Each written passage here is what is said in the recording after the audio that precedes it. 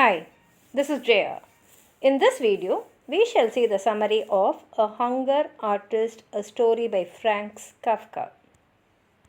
This story tells a tragic tale of the hunger artist.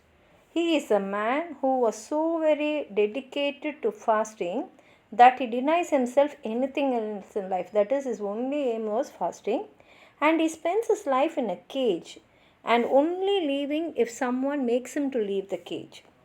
This hunger artistry has already had its heyday when the story begins. Whole families will go and they'll witness the hunger artist fast. Sometimes the hunger artist's thinness scared the people, and sometimes it was just a bit of fun, and naturally, kids found it terrifying.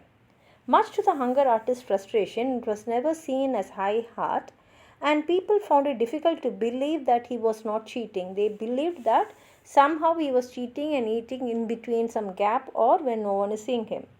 And during this heyday, members of the public keep vigil over the hunger artist. They don't take this job too seriously though, and it frustrates the hunger artist that some of his warders deliberately try and give him a chance to sneak a snack. To him, the honor of his art is far too important to do so, so he will not cheat. Some of the warders take it more seriously, shining their torches at the cage all night, conversing with the hunger artist, and gratefully receiving a breakfast at his expense in the morning.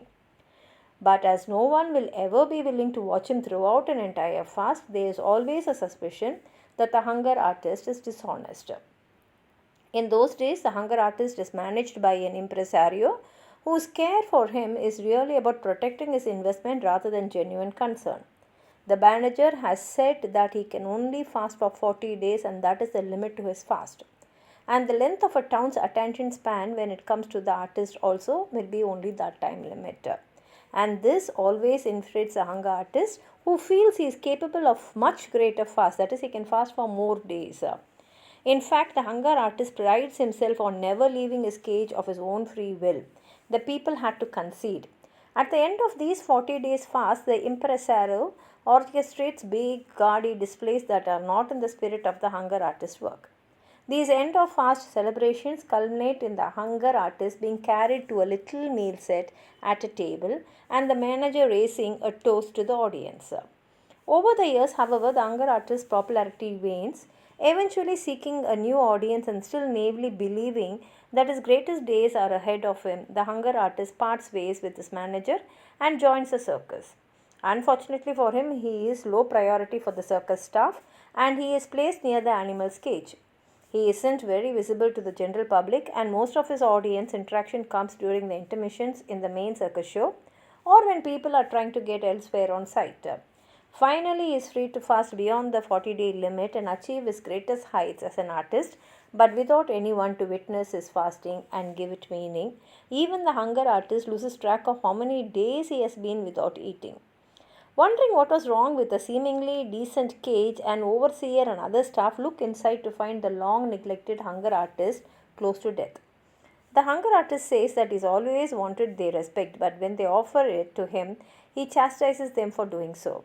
His last words are that he only fasted because he couldn't find food that he liked.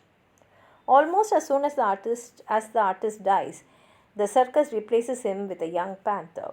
The panther is much more captivating than the under artist, and the last image of the story is of the audience clustering round the cage, enraptured by the muscular vitality of the young panther. Here ends the story. If you have anything more to add on to what I've said, please write it in the comment box, like the video, share it with your friends, and if you have not subscribed my channel, please subscribe and support. Thank you.